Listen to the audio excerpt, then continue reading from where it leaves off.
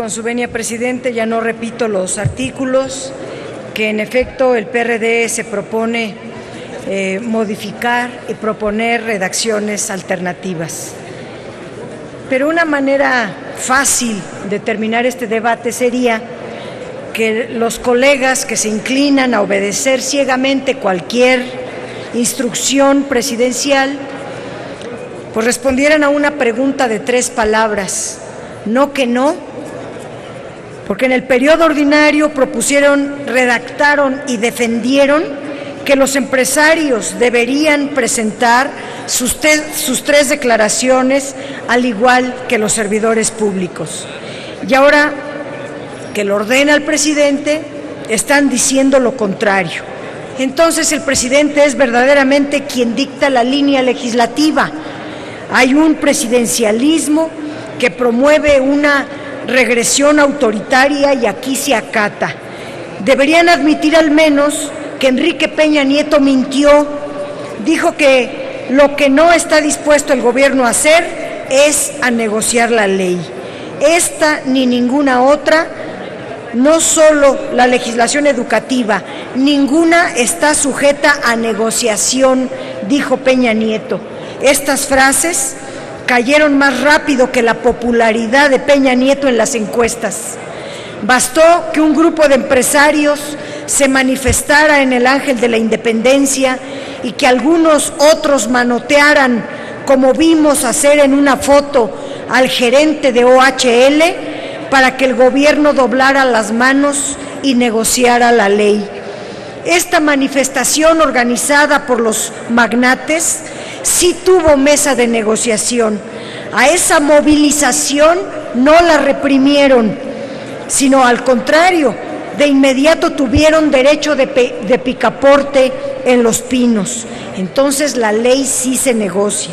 Demandamos, por lo tanto, que se dialogue con los maestros y se revise la reforma educativa. México está gritando, exige vías democráticas que pongan freno a la polarización para que no se agraven los problemas, para que haya gobernabilidad democrática. Sin embargo, ante las exigencias de la población, en particular de los maestros, se responde que la ley no se negocia, pero acto seguido el presidente veta la ley de responsabilidades administrativas y con ello impide que los grandes empresarios sean regulados para inhibir la corrupción. Este es un gobierno que le habla fuerte a los débiles y habla suavecito a los poderosos. Este es un gobierno sometido a los intereses y dictados de los grandes grupos oligárquicos, de los grupos poderosos económicamente. Si los megaempresarios dicen no a la 3 de 3, el gobierno acata. Si los megaempresarios dicen que la reforma educativa no se negocia, el gobierno acata. No hay que equivocarse. El empecinamiento del gobierno en negarse a una revisión de la reforma educativa no es signo de fortaleza, sino de su profunda debilidad. Aquí decía el senador Pablo Escudero y habló de varias sanciones que marca la ley de responsabilidades hacia los particulares. Sin embargo, la verdadera rendición de cuentas implica conocer mediante declaración pública la situación patrimonial para dar seguimiento a la evolución de sus ingresos y su declaración de conflicto de intereses para demostrar que no están relacionados con los servidores públicos que toman las decisiones en referencia a sus empresas. Y debimos haber eliminado también el fuero de todos los servidores públicos, de los gobernadores, de los legisladores y muy en especial del presidente de la República, que se ampara en su fuero, en la inmunidad de su cargo, para incluso falsear la realidad y mentir a la sociedad. En estos últimos años se ha recrudecido la corrupción. Los casos en que empresarios y altos funcionarios se alían para obtener beneficios indebidos. El gobierno tras gobierno se ven casos donde se actúa en favor de sus amigos, de sus socios, una y otra vez, buscando siempre una ganancia inusitada, contratos y negocios que llevan al quebranto de las finanzas públicas. El veto parcial de Peña Nieto a la Ley 3 de 3 responde claramente al requerimiento de los grandes empresarios para modificar varios artículos, toda vez que la obligación de presentar declaraciones patrimoniales y de intereses a particulares resultaba inoperante para ellos, según sus declaraciones. Los argumentos en los que se basa el gobierno federal para devolver, para vetar, para regresar al Congreso 10 artículos de la Ley General de Responsabilidades Administrativas aluden, y abro comillas, a una intromisión indebida en la esfera jurídica de las personas físicas y morales en su esfera privada, dice Peña Nieto en su argumentación. Esta es una interpretación equivocada de la ley, además de que el presidente de la República no tiene facultades de interpretación de leyes. Esa facultad le corresponde exclusivamente a la Suprema Corte de Justicia de la Nación, pero más aún, si se lee el texto constitucional en materia anticorrupción, se verá que hace sujetos obligados a los servidores públicos, pero también a los particulares. Nosotros no estamos de acuerdo en dejar fuera a los grandes oligarcas en la articulación de un sistema nacional anticorrupción que cruce información, que pueda darle seguimiento a la evolución de sus ingresos, al patrimonio de los servidores públicos y a las grandes ganancias de los empresarios que surgen cada sexenio. Hacerlo así es perpetuar el círculo vicioso de corrupción y de impunidad. Por eso, las grandes empresas sí deben tener la obligación de proporcionar sus declaraciones para lograr un sistema eficaz que permita combatir el fenómeno de la corrupción. Dice Peña Nieto que los empresarios tienen derecho a la privacidad. Todos tenemos el derecho a la privacidad y eso es materia de otra ley, no de la de responsabilidades. Y ese derecho, además, no está siendo cuestionado. Lo que se discute es el hecho de que las personas morales, las grandes empresas, presenten sus declaraciones al igual que los servidores públicos. O como lo señala María Amparo Casar, abro comillas, no es posible considerar a las empresas únicamente como víctimas de la corrupción, sino también como beneficiarias de la corrupción.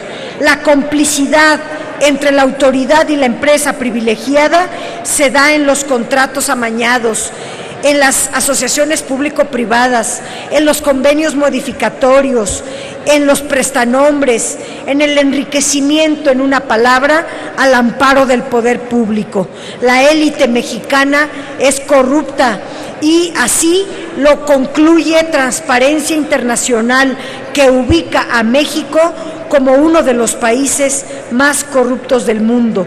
Por ello, combatir la corrupción y la impunidad y la opacidad son una prioridad y una urgencia en este país. La corrupción institucionalizada se debe acabar. Las élites políticas y económicas que se enriquecen al amparo del poder público deben regularse por la ley de responsabilidades. Aceptar el veto del presidente resulta el gesto más claro de un gobierno entregado a los intereses empresariales y alejado de los intereses de la gente, de la sociedad. La corrupción o se ataca de fondo o es una simple simulación.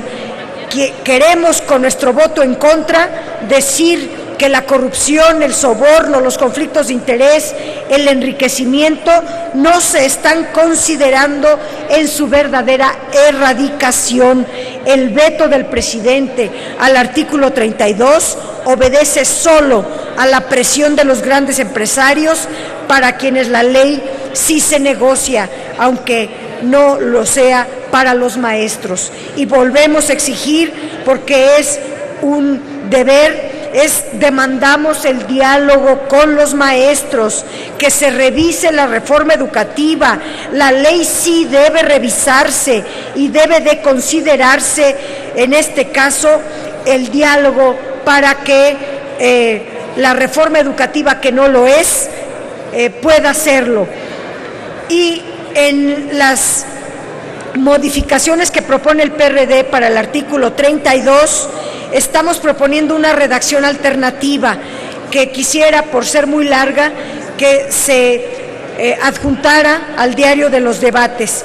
Pero estamos ahí proponiendo que las personas morales que cuenten a mediano y largo plazo con entes públicos de la Federación y con entidades federativas y los municipios, que cuenten con la ejecución de obras asociadas a proyectos de infraestructura o servicios públicos celebrados de conformidad a lo dispuesto con esta ley, estén sometidas a la publicación o a la presentación de sus declaraciones. También que las personas físicas que participen directamente o por su cuenta o con interés de personas morales en los procesos de contrataciones públicas a las que se refiere la fracción anterior, deban presentar su declaración fiscal anual en los términos que disponga la legislación en la materia. Y lo mismo en el artículo 3, estamos definiendo como declarante al servidor público, persona física o moral, obligado a presentar la declaración de situación patrimonial, de intereses y la fiscal en los términos de esta ley. En el artículo 4 incluimos a las personas físicas y morales a las que se refiere el artículo 32 de esta ley. En el artículo 27 incluimos a los particulares. En el artículo 30 incluimos a los particulares a los que se refiere el artículo 32 de la ley. En el artículo 33 incluimos a los servidores públicos en el apartado A, pero en el apartado B, tratándose de los particulares a los que se refiere el 32 de la ley, y ponemos, deben de presentar la declaración inicial, la declaración patrimonial y una declaración de conclusión de contrato para revisar la evolución de que la ganancia que estipula el contrato sea realmente en la que evoluciona la empresa ceñida a determinado contrato, etcétera, etcétera. Pediría, por ser varias hojas de argumentación, se inscriba en el diario de los debates en cuanto tal. Gracias. Por todo esto, nuestro voto de no aceptarse sería en contra